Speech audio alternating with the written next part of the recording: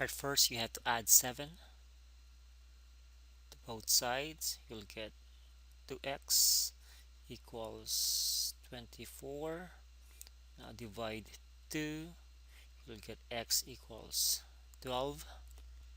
So here, the property will be you're adding 7 to both sides, so that should be addition property of equation. And then here, we cancel 7 and negative 7. That should be an additive inverse.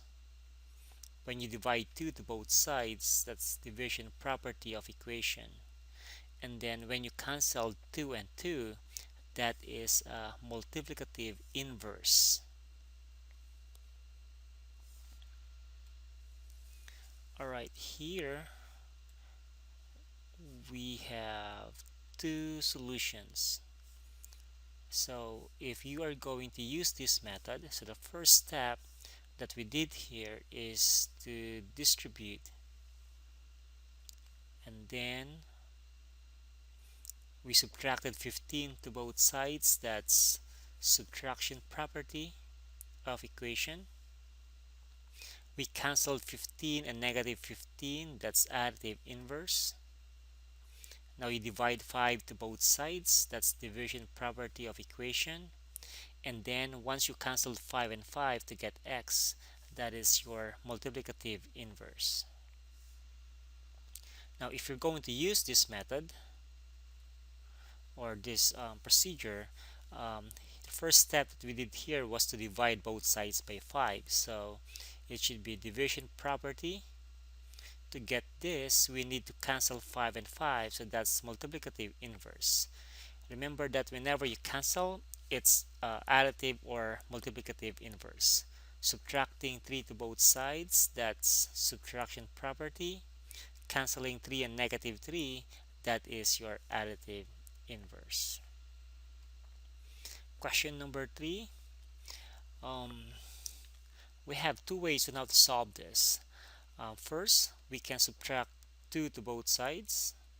So this is your subtraction property. Next, we are going to cancel. So subtraction property of equation. Next, we are going to cancel 2 and negative 2. You'll have a over 11 equals negative 5. That should be additive inverse. And then we multiply both sides by 11. Since you multiply both sides of the equation, you will have multiplication property of equation.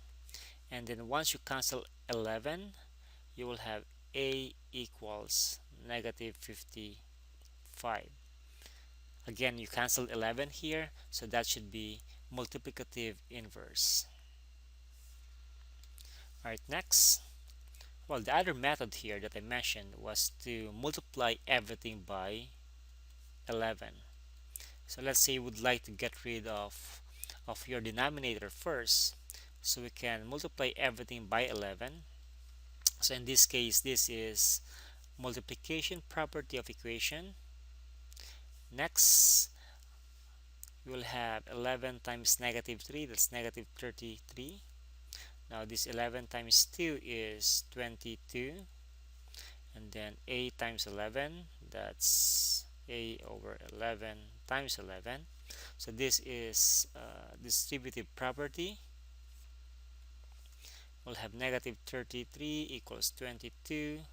Once you cancel 11 and 11, you'll get multiplicative inverse. Subtract 22 to both sides, you'll get a equals negative 55. So for this step, when you subtract 22 to both sides, that's subtraction property. And then for the last step, you cancel 22 and negative 22. That is additive inverse.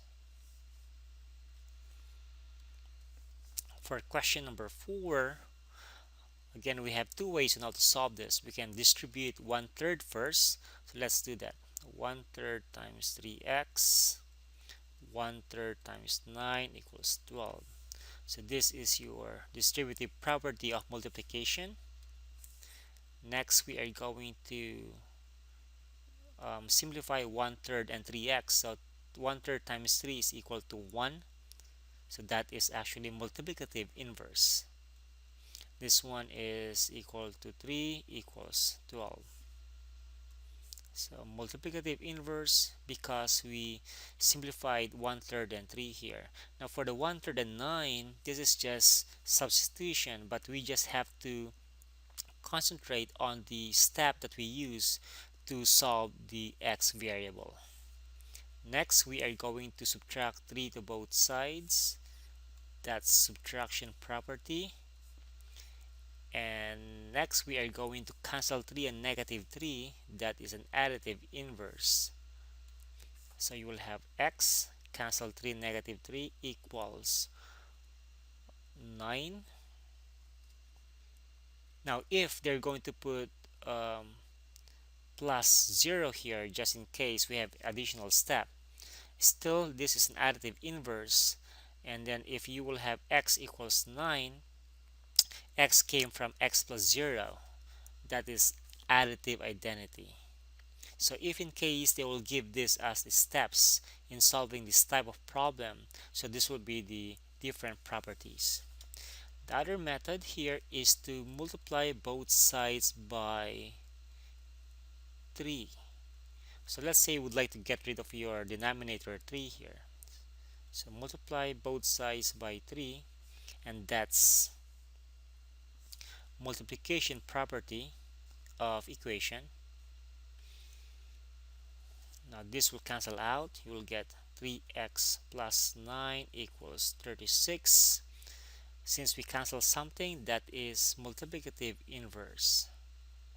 Next, subtract 9 to both sides. Subtraction property of equation. We'll get 3x, 9 minus 9 is 0, equals 36 minus 9 is 27. Then the property here is additive inverse because we canceled 9 and negative 9. Divide 3 to both sides, so that's your division property. And then cancel 3 and 3 here, you'll get x equals 9. Since we cancel the 3 here, that should be a multiplicative inverse. If you notice, whenever we add or subtract something to remove a number, we are using the we're using the additive inverse. But if we are going to multiply or divide, just like this one, we divided by 3 to cancel something. The next step after you multiply or divide is multiplicative inverse. Alright, question number 5. First, we're going to add 8 to both sides. So that should be addition property of equation.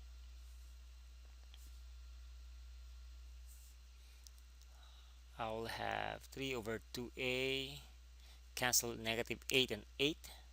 This is 19. Since we canceled 8 and negative 8, that should be an additive inverse.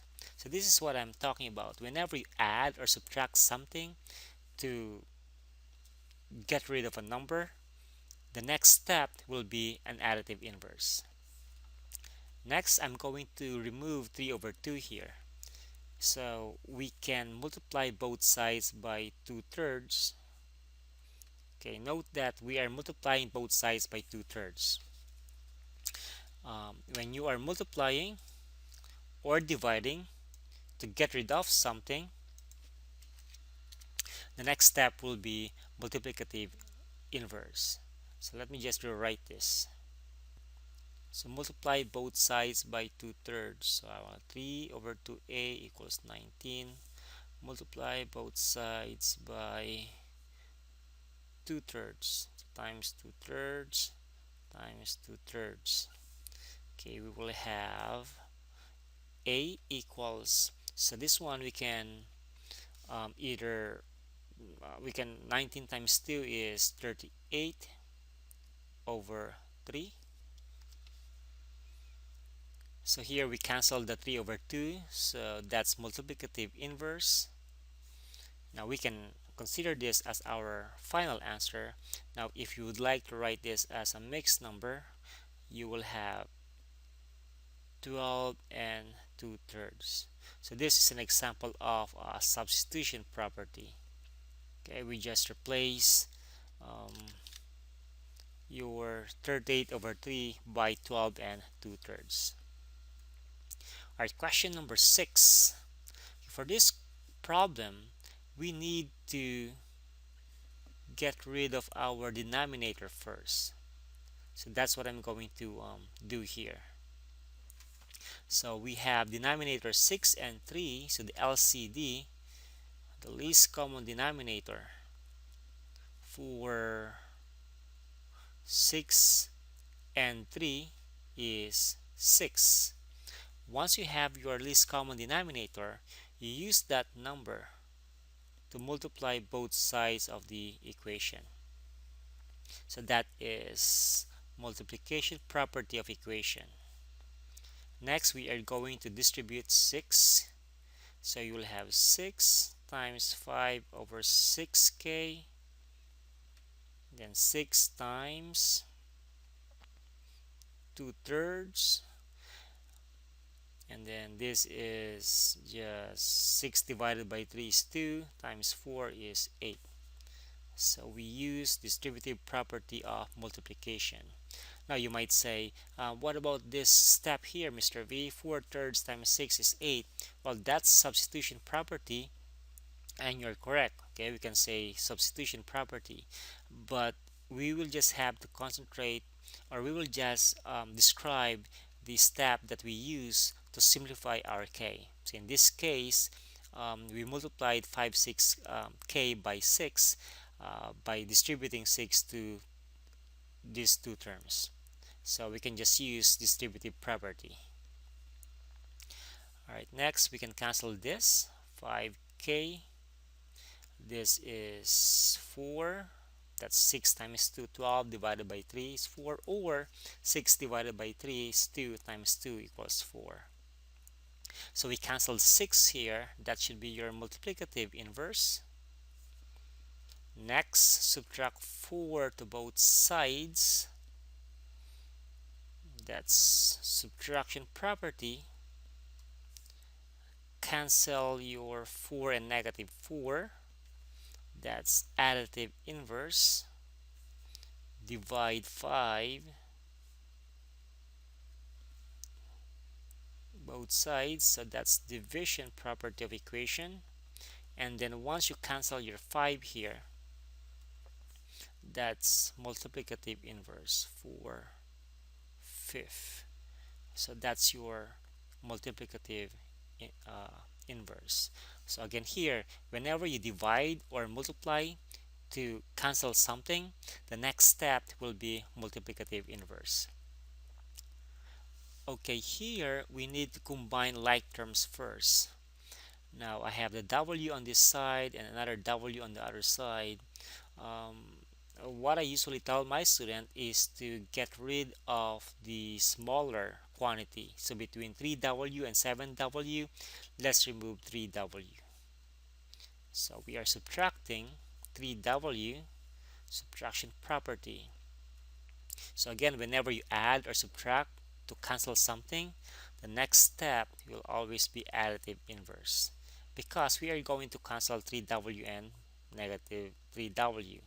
We'll get 2 equals 4W. Next, divide 4 both sides. So whenever you divide or do something on both sides, you always have to use either addition, subtraction, multiplication, or division property. Alright, that's division property. Cancel the 4 and 4. This is 1/2. So we canceled something. That should be an inverse. Question number 3. Alright, so we have a variable on both sides. So 5a, and that's negative 7a. Let's get rid of negative 7a, the smaller quantity. The smaller numeric, the one that has a smaller coefficient. So I'll just have to add 7a to both sides. That's addition property. 5a plus 7a is 12a. Bring down the 2. Cancel this one out, so that is your additive inverse. Subtract 2 to both sides. That's subtraction property of equation. Cancel 2 and negative 2. After we subtract and we cancel, that should be an additive inverse. Divide divide 12. So that's division property. Cancel the 12 here. You'll get a equals 1/3. So that's your multiplicative inverse. Okay. For the first example that was solved on the video, so let's just describe the steps here. So first, we subtracted 3k to both sides, so that should be subtraction property. And then we canceled 3k and minus 3k, so that is additive inverse.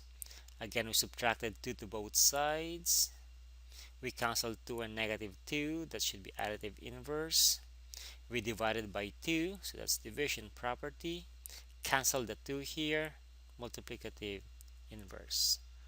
Alright, so those are the justification in solving the different multi-step equations.